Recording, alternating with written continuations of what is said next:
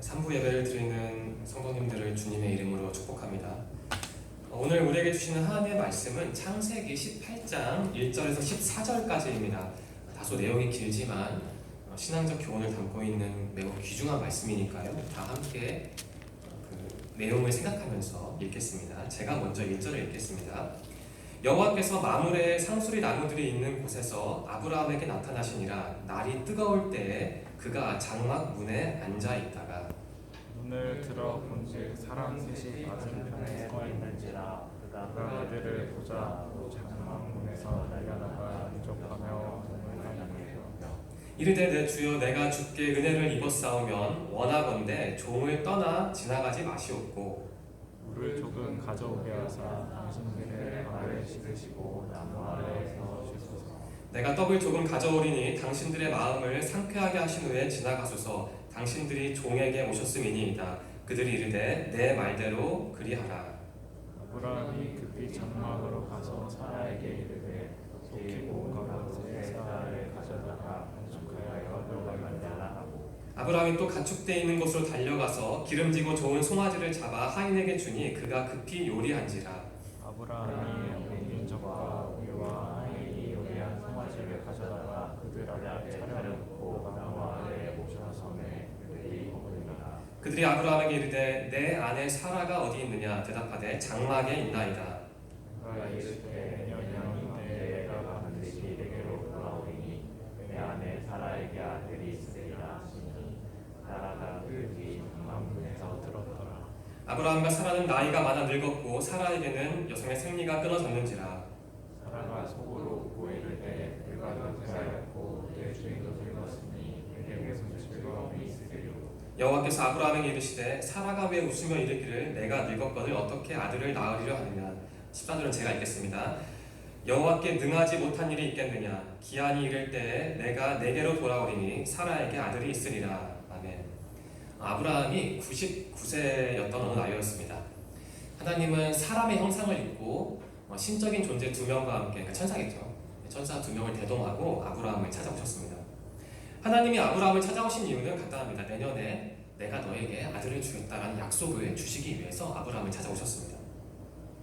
하지만 아브라함의 아내 사라는 그 말씀을 듣고 믿지 못했죠. 비웃었죠.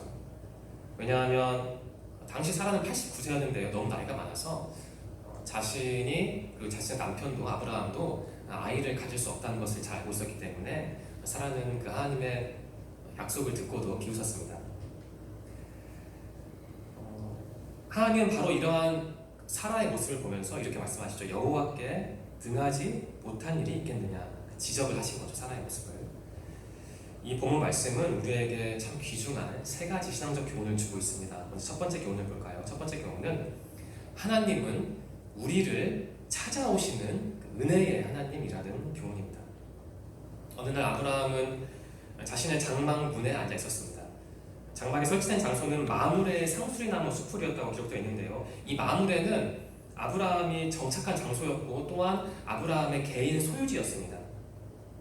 1절 말씀 중에 이러한 표현이 있죠.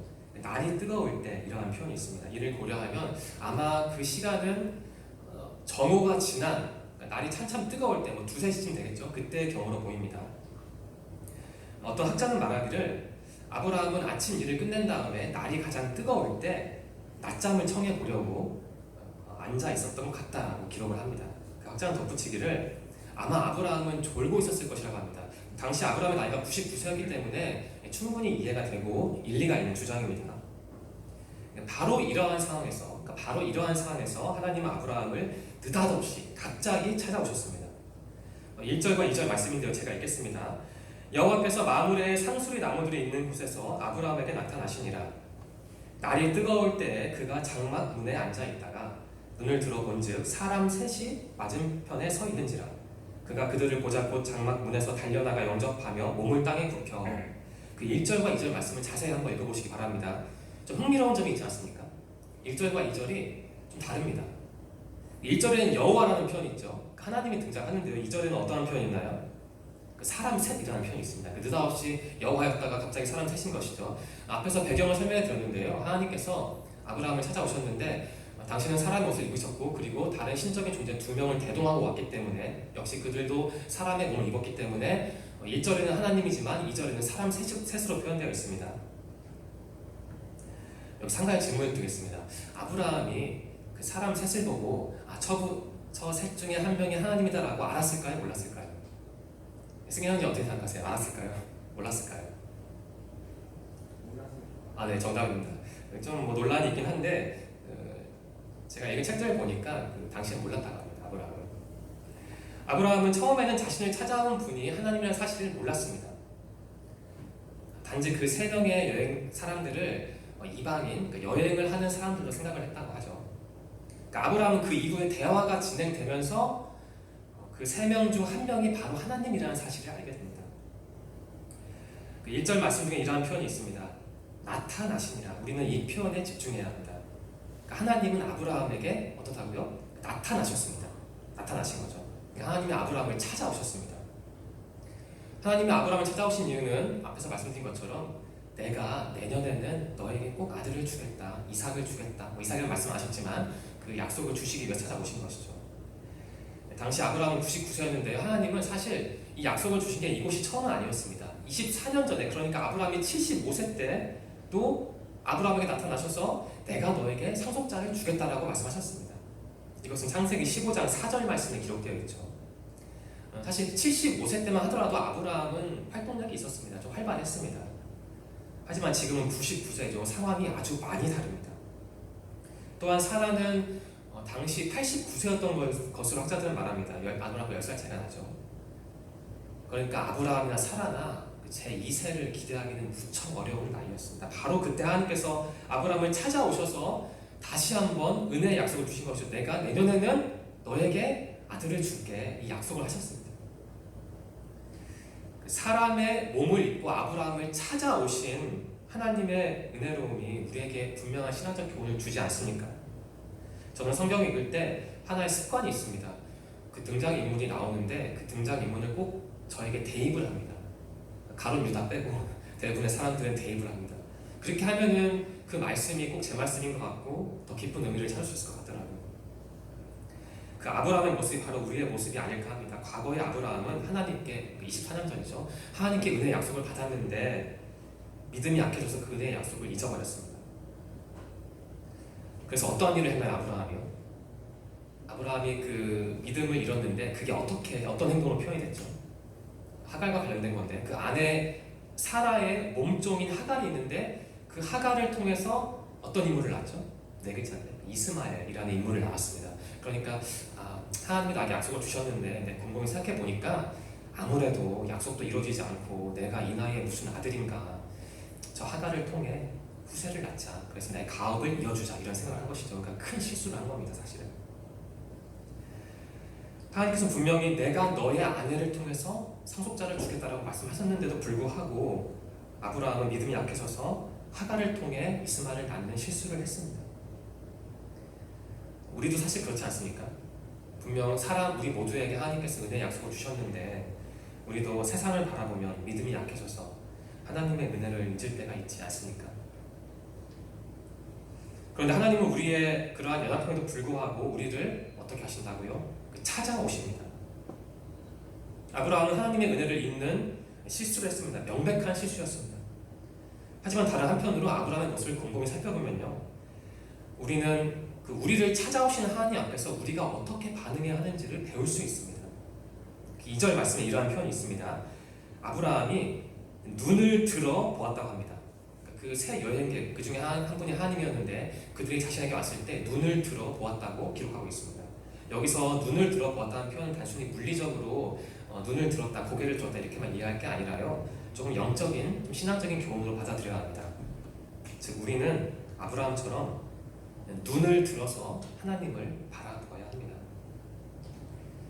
달리 말하면 우리는 세상적인 것만, 물질적인 것만, 물리적인 것만 찾을 게 아니라 수시로 우리의 내면에, 마음의 눈을 들어서 하나님을 바라보아야 하는 것입니다.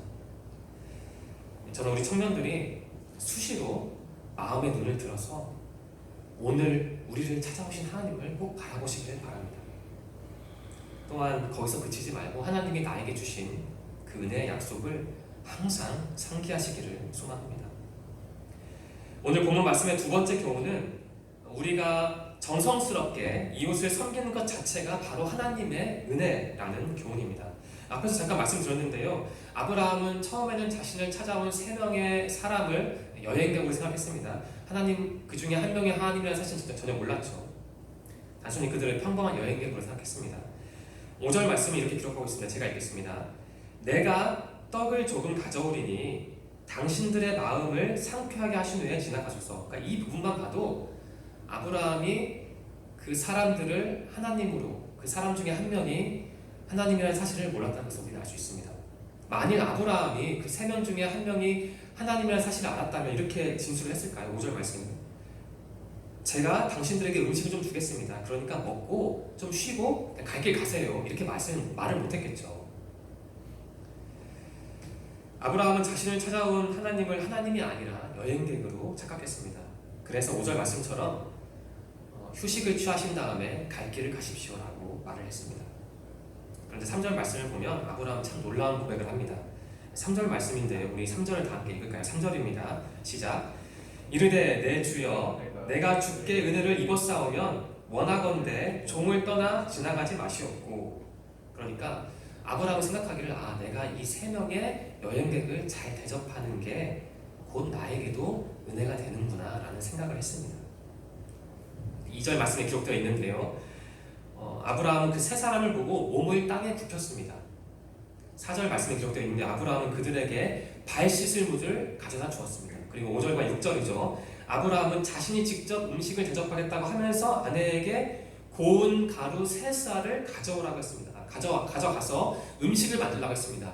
여기서 고운 가루는 고급 밀가루를 뜻합니다. 그리고 3쌀은 약 22리터의 분량이라고 합니다. 그러니까 겨우 3명을 대접하는데 무려 22리터의, 그것도 일반 밀가루가 아니라 고급 밀가루를 사용한 것이죠. 여러분, 이것이 무엇을 말해줍니까?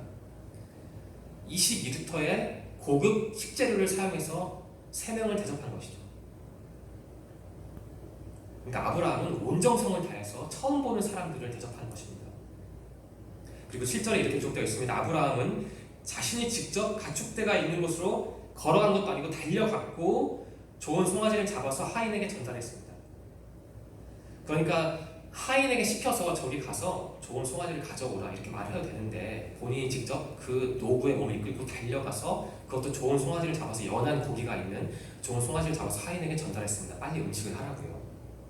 그러니까 아브라함은 이웃을 참 정성스럽게 섬긴 거죠. 처음 본 사람을요. 사실 이러한 아브라함의 모습은 우리가 이해하기는 좀 어렵습니다. 좀 이해가 안 되죠, 사실은. 오늘날 한국 사회에 살아가는 우리의 모습으로 비춰보면 이 아브라함의 행동은 사실 조금 상식에 어긋나는 행동이기도 합니다. 우리는 일단 타인을 경계해야 하는, 또 경계해야만 하는 시대를 살고 있습니다. 그런데 뒤집어 생각하면요, 우리의 상황이 이렇기 때문에 그 아브라함의 행동이 우리에게 더 큰 신앙적인 의미를 주는 것 같습니다. 아브라함은 참 정성스럽게 극진하게 이웃을 섬겼습니다. 물론 그가 거부였기 때문에 그러한 섬김을 할 수 있었지만 꼭 그러한 섬김한 것을 그의 어떤 부로 귀속시킬 게 아니라 그의 마음을, 그의 태도를, 그의 정성을 우리는 살펴봐야 합니다. 여기서 한 가지 질문을 드리겠습니다. 여러분, 아브라함은 이웃을 섬겼는데요. 우리의 이웃은 누구입니까? 물론 좁게 보면 이 자리에서 같이 예배를 드리는 교우가 우리의 이웃이죠. 그런데 좀 넓게 보면은 사실 모든 사람들이 우리의 이웃입니다. 저는 특별히 강조하고 싶은 게 어려움을 겪는, 우리의 도움을 필요로 하는 사람들이 우리의 이웃이 되어야 한다고 생각합니다. 어려운 이웃, 고통을 당하는 이웃은 우리가 가장 많이, 가장 깊이 섬겨야 할 우리의 이웃입니다. 우리는 그분들을 참 정성스럽게 섬겨야 합니다. 달리 말하면 우리는 어려운 이웃들에게 좋은 것을 줘야 합니다. 누가복음 6장 38절에 기록된 말씀이 오늘 설교의 본문과 깊이 연결되는 말씀이라고 생각합니다. 제가 읽겠습니다. 누가복음 6장 38절입니다. 주라 그리하면 너희에게 줄 것이니 곧 후히 되어 누르고 흔들어 넘치도록 하여 너희에게 안겨주리라. 여러분, 우리가 어려움에 처한, 우리의 도움이 필요한 이웃을 정성스럽게 섬기면요, 하나님은 그것을 다 지켜보시고 어떻게 해주실까요? 적절한 때에 보상을 해주십니다. 왜냐하면 아브라함의 행동이 잘 보여주듯이 우리가 이웃을 섬기는 것, 어려움을 처한 이웃을 섬기는 것과 하나님을 섬기는 게 결코 무관하지 않습니다. 깊이 연관되어 있습니다. 아브라함은 자신을 찾아온 분이 하나님인 줄 모르고 이웃으로 알았지만 그 이웃을 섬기다가 어떻게 했나요? 부지 중에 하나님을 섬기는 대접하는 축복과 영광을 누렸습니다. 저는 우리 청년들이 아브라함처럼 도움이 필요한 이웃들을 적극적으로 찾아가서 여러분의 능력 안에서 그들을 섬기시고 그래서 하나님의 풍성한 은혜를 받으시기를 소망합니다. 본문 말씀에 주는 세 번째 교훈은 하나님은 모든 것을 하실 수 있는 능력의 하나님이라는 교훈입니다. 14절인데요. 우리 14절 말씀을 다 함께 읽겠습니다. 14절입니다. 시작. 여호와께 능하지 못한 일이 있겠느냐? 기한이 이를 때에 내가 내게로 돌아오리니 사라에게 아들이 있으리라.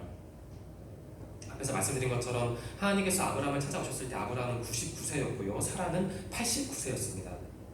그런데도 하나님은 아브라함에게 내가 내년에는 너에게 아들을 줄게 라는 약속을 하셨습니다. 그것도 2번이나 말씀하셨습니다. 방금 전에 14절을 함께 읽었는데요. 10절 말씀도 이와 동일한 내용입니다. 10절의 일부분을 제가 읽겠습니다. 내년 이맘때 내가 반드시 내게로 돌아오리니 내 아내 사라에게 아들이 있으리라. 내년 이맘때, 그러니까 지금 아브라함이 99세니까 내년 이맘때는 아브라함이 100세겠죠. 그리고 사라는 90세가 될 때 하나님께서는 너에게 아들이 생길 것이다 라고 약속하셨습니다.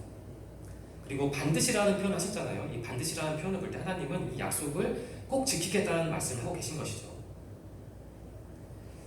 하나님은 아브라함에게 약속을 주셨고 사라는 공교롭게도 이 약속의 현장을 장막 뒤에서 몰래 엿들었습니다. 그때 사라의 반응이 어땠습니까?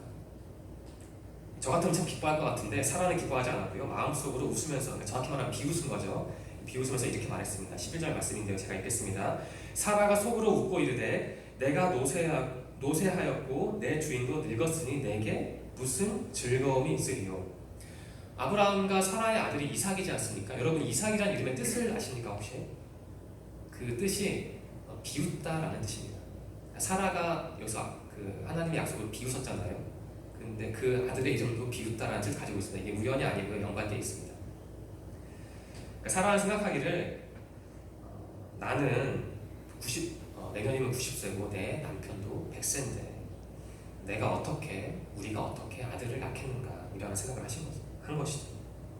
바로 그때 그러한 사라의 냉소적인 혹은 좀 부정적인 마음을 꿰뚫어 보신 하나님께서 이렇게 말씀하신 것이죠.